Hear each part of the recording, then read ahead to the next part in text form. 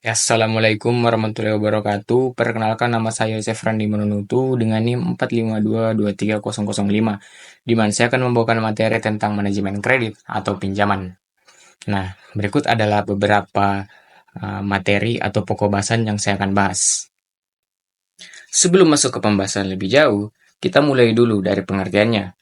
Jadi, kredit adalah pemberian pinjaman uang atau fasilitas pembiayaan dari satu pihak, biasanya lembaga keuangan seperti bank, kepada pihak lain, baik itu individu maupun badan usaha.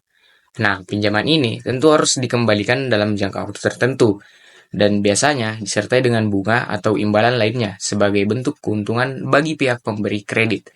Jadi intinya, kredit itu adalah fasilitas dana talangan yang harus dibayar kembali sesuai perjanjian. Nah, selanjutnya, di sisi kiri dan kanan saya, terdapat beberapa hal-hal yang diperjanjikan dalam kredit.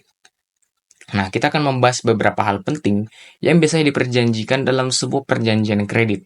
Pertama, ada jangka waktu kredit, yaitu durasi atau lama waktu pelunasan kredit yang telah disepakati antara debitur dan kreditur. Selanjutnya, adalah suku bunga yang merupakan presentasi biaya tambahan yang harus dibayar debitur atas pinjaman yang diterima. Ini sangat mengaruhi jumlah total pembayaran selama masa kredit. Kemudian, cara pembayaran. Hal ini mencakup metode dan jadwal pembayaran yang disepakati, apakah bulanan, mingguan, atau sistem lainnya. Di sisi lain ada juga anggunan atau jaminan, yang menjadi bentuk keamanan bagi kreditur apabila terjadi gagal bayar dari pihak debitur. Selain itu terdapat biaya administrasi yang dikenakan sebagai bagian dari pengelolaan proses kredit. Dan yang terakhir adalah asuransi jiwa dan tagihan yang berguna sebagai perlindungan jika terjadi hal-hal tak terduga terhadap debitur. Nah, semua elemen ini itu penting untuk dipahami agar tidak terjadi kesalahpahaman atau sengketa di kemudian hari. Nah, selanjutnya unsur-unsur kredit. Yang pertama, dua pihak atau kredit melibatkan dua pihak, yaitu pemberi kredit dan penerima kredit. Nah, terus yang kedua itu kepercayaan. Pihak pemberi kredit percaya bahwa penerima kredit bisa mengembalikan pinjaman sesuai dengan waktu yang telah disepakati. Terus yang ketiga, kesepakatan. Ada perjanjian resmi antara kedua belah pihak tentang jumlah pinjaman, bunga, cara bayar, dan juga waktunya. Terus keempat, balas jasa. Penerima kredit wajib memberikan imbalan atau bunga kepada pemberi kredit sesuai yang telah disepakati. Yang kelima, waktu. Kredit harus dikembalikan dalam jangka waktu tertentu yang telah ditentukan sebelumnya. Yang keenam, resiko. Resiko adalah kemungkinan yang terjadi dalam sebuah perjanjian kredit, baik itu pemberi kredit maupun penerima kredit. Contohnya, resiko gagal bayar dari nasabah atau perubahan kondisi ekonomi yang mempengaruhi pembayaran. Nah, selanjutnya kita akan membahas tentang manajemen pengkreditan. Jadi, manajemen kredit adalah proses penting yang bertujuan agar pemberian kredit bisa berjalan dengan baik dan juga aman. Pertama, ada prinsip kehati-hatian. Ini artinya setiap pemberian kredit itu harus dilakukan dengan analisis yang matang agar risiko gagal bayar itu bisa ditekan. Lalu, organisasi dan pejabat yang berwenang harus ditentukan dengan jelas. Karena tidak semua orang di lembaga keuangan itu bisa menyetujui kredit, hanya yang punya otoritas saja. Lalu selanjutnya adalah proses dan prosedur pemberian kredit yang mencakup tahapan mulai dari pengajuan, analisis, persetujuan, sampai pada akhirnya pencairan dana. Terus tidak kalah penting dari semua kegiatan, yaitu kredit harus dilengkapi dengan dokumentasi dan administrasi yang rapi dan lengkap. Nah, setelah kredit diberikan, perlu ada pengawasan dan pembinaan agar debitur tetap mampu membayar sesuai dengan jadwal yang ditentukan. Dan jika muncul masalah, maka harus dilakukan penyelesaian kredit bermasalah. Misalnya, dengan penjadwalan ulang, negosiasi, atau penagihan sesuai aturan. Dengan manajemen yang baik, maka risiko bisa ditekan dan kredit tetap lancar. Baik, selanjutnya saya akan menjelaskan mengenai tujuan dan fungsi dari kredit. Yang pertama untuk tujuan kredit, yang pertama adalah mencari keuntungan. Artinya lembaga keuangan memberikan kredit supaya bisa mendapat laba dari bunga yang dibayarkan oleh nasabah. Terus yang kedua, membantu usaha nasabah sekaligus meningkatkan kesejahteraan masyarakat. Karena dengan adanya kredit, usaha nasabah bisa berkembang dan pendapatan mereka juga tentunya bisa meningkat. Lalu yang ketiga, membantu pemerintah dalam menggerakkan roda perekonomian. Tentunya kredit membuat kegiatan ekonomi lebih aktif karena uang yang dipinjam bisa digunakan untuk berbagai keperluan produktif. Selanjutnya fungsi kredit itu ada tiga. Yang pertama daya guna uang. Maksudnya uang yang tadinya menganggur bisa dimanfaatkan lewat kredit itu. Yang kedua sebagai alat stabilitas ekonomi. Kredit bisa mengatur sejumlah uang yang beredar di masyarakat supaya ekonomi itu tetap bisa seimbang. Dan yang terakhir, daya guna barang, yaitu barang bisa digunakan lebih cepat, mau walaupun pembayarannya belum lunas. Contohnya seperti membeli rumah, motor, atau alat usaha secara kredit. Ya, ada jaminan kredit. Jaminan kredit itu adalah sesuatu yang diberikan debitur untuk meyakinkan pihak bank atau pemberi pinjaman bahwa kredit akan dibayar kembali. Ada 4 jenis jaminan yang umumnya itu digunakan. Yang pertama, barang. Misalnya rumah, mobil, atau aset lain yang punya nilai. Jika kredit macet, barang ini bisa dijual oleh bank. Yang kedua, surat berharga. Contohnya saham atau obligasi. Nilainya bisa diluangkan dan dijadikan jaminan. Yang ketiga, orang atau perusahaan. Pihak ketiga seperti penjamin yang siap membayar jika debitur memang tidak bisa.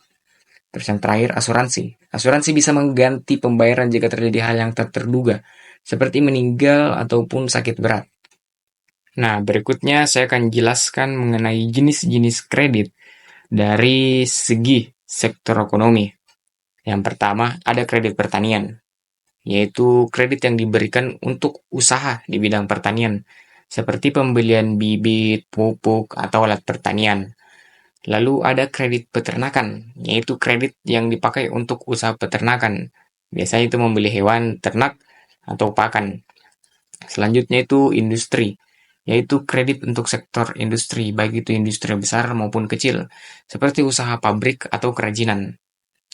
Kemudian ada kredit pertambangan, yaitu kredit yang digunakan untuk kegiatan eksplorasi dan eksploitasi sumber daya alam seperti batu bara, emas, dan minyak. Berikutnya kredit profesi, yaitu kredit yang diberikan kepada tenaga kerja profesional, misalnya dokter, pengacara, atau arsitek, untuk menunjang usaha mereka. Dan yang terakhir, kredit perumahan, yaitu kredit yang diberikan untuk pembelian pembangunan atau renovasi rumah, yang biasa kita kenal sebagai KPR. Selanjutnya, kita lihat jenis-jenis kredit dari segi kegunaan dan juga tujuan kredit. Kalau dari segi kegunaan, itu ada dua.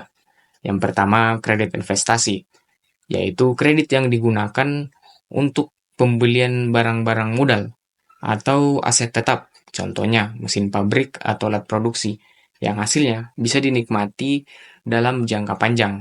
Yang kedua, kredit modal kerja, yaitu kredit yang dipakai untuk kebutuhan operasional sehari-hari usaha. Misalnya itu untuk beli bahan baku, bayar gaji karyawan, atau biaya produksi. Kemudian dari segi tujuan kredit juga itu ada dua, yaitu yang pertama kredit produktif, yaitu kredit yang digunakan untuk kegiatan usaha yang menghasilkan pendapatan, seperti membuka usaha ataupun investasi. Dan kredit konsumtif, yaitu kredit yang dipakai untuk keperluan pribadi atau konsumsi, misalnya beli motor atau renovasi rumah. Nah, berikutnya kita bahas apa saja penyebab terjadinya kredit bermasalah. Jadi, masalah kredit itu bisa terjadi karena beberapa faktor. Nah, yang pertama itu dari sisi proses analisis di awal. Misalnya, kurang melakukan pengecekan latar belakang nasabah, kurang teliti dalam menganalisis maksud, sumber, dan tujuan penggunaan kredit, serta kemampuan bayar nasabah. Terus tidak mahir membaca laporan keuangan calon debitur, atau tidak lengkap mencantumkan syarat-syarat kredit saat perjanjian dibuat. Kemudian faktor lain adalah dari proses pengawasan dan pengambilan keputusan, yang berarti seperti pemberian kelonggaran kredit yang terlalu banyak, pejabat kredit atau account officer yang mudah dipengaruhi, dititipi, atau dipaksa oleh calon nasabah. Terus kurangnya kunjungan langsung ke lokasi usaha nasabah, serta adanya kepentingan pribadi dari pejabat bank atau pihak terkait lainnya. Semua hal ini tuh berpotensi membuat kredit bermasalah di kemudian hari jika tidak diantisipasi. Nah, selanjutnya, selain faktor dari pihak bank, kredit bermasalah juga bisa terjadi akibat kesalahan dari nasabah itu sendiri. Beberapa di antaranya itu yang pertama, nasabah tidak kompeten, artinya tidak memiliki kemampuan atau keahlian untuk mengelola usaha. Terus yang kedua, nasabah tidak atau kurang memiliki pengalaman dalam bidang usaha yang dijalankan. Nah, kurangnya perhatian dan waktu yang diberikan oleh nasabah terhadap usahanya. Terus selain itu juga ada juga nasabah yang tidak jujur dalam memberikan laporan atau informasi. Dan yang sering terjadi tuh nasabah bersikap serakah dengan memperluas usaha tanpa perhitungan yang matang. Kemudian faktor eksternal juga bisa menjadi penyebab masalah kredit. Misalnya kondisi perekonomian yang memburuk, perubahan peraturan pemerintah yang berdampak pada usaha, serta bencana alam yang bisa merugikan usaha nasabah secara signifikan. Kalau kredit sudah terlanjur bermasalah, bank tidak bisa langsung lepas tangan. Ada beberapa langkah yang bakal dilakukan oleh bank untuk mengelola kredit bermasalah ini. Nah, yang pertama dilakukannya itu upaya pembinaan, yaitu membantu nasabah agar usahanya itu kembali berjalan dan bisa membayar kewajibannya. Lalu penyelamatan kredit dilakukan jika usaha nasabah masih punya prospek atau peluang untuk berkembang. Tujuannya untuk meminimalisir kerugian yang mungkin terjadi bagi bank, serta membuat kredit tersebut bisa kembali lancar. Dan terakhir, penyelesaian kredit bermasalah yang dilakukan supaya kredit ada bisa diselesaikan dengan cara-cara yang terbaik sesuai dengan kondisi baik lewat rekrutasi kredit atau langkah hukum jika memang diperlukan. Intinya, semua ini tuh bertujuan untuk memperbaiki kualitas kredit dan usaha nasabah. Ya, itu dia tadi pembahasan saya mengenai materi manajemen kredit atau pinjaman. Adapun kata-kata untuk hari ini yaitu tidak ada mimpi yang gagal, yang ada ingin dan tertunda. Maka dari itu, tetaplah bermimpi. Ya, sekian dari saya. Kurang dan lebihnya mohon dimaafkan. Wassalamualaikum warahmatullahi wabarakatuh.